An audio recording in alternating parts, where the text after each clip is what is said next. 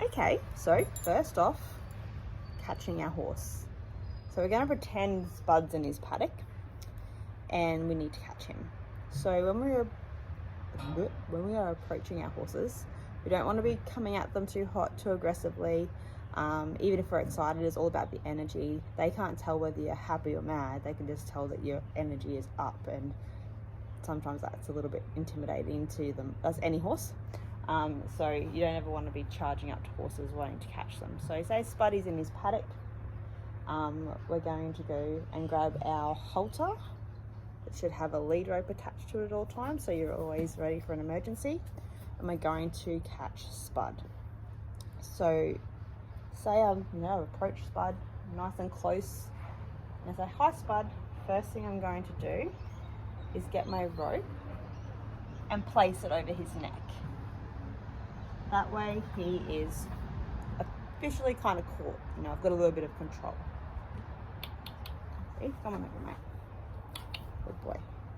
So now that we have him caught, we can put his halter on. Okay, so this is your rope halter. So when you hold your rope halter up, there should be 2 knots, but when you hold them, it makes a triangle. This is the area where the nose goes through. You should always have the small loop to the left and the long tail bit to the right. So what we want to do then is just scoop his nose through this opening here, just like that. And we want to lift it up as high as we can, not reef it, but just till it's high. If you have it sitting down too low, horses only breathe out of their nose, so that's a little bit uncomfortable. And also too low, it can slip off. So we bring it up nice and high. And then with the tail, I just flick it, just don't flick yourself in the face. We want to flick it so it sits behind his ear. So flick it over, flick yourself in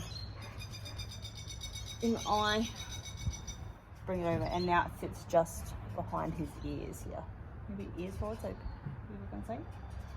So that's where the rope halter sits, at the back behind the ear.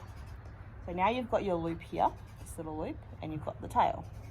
What you need to do is thread the tail through the loop and slide it up as far as you can. It'll have a little tension on it, and that's when you can feel it. Now with the remainder of the tail, we're going to aim it towards his bottom. Bring the whole loop forward a little bit and slide the end of the tail towards his eye just a little bit. Can you see that wiggling around? Not in his eye. And what you've done here then, by doing that, is made another loop. So once you do that, you can slide that through the loop that you've made, pull the end of the tail back towards his tail, and then your halter is done up. Okay, so always thinking that the tail of the halter should end pointing towards his tail. Once you've done that, his halter's secure.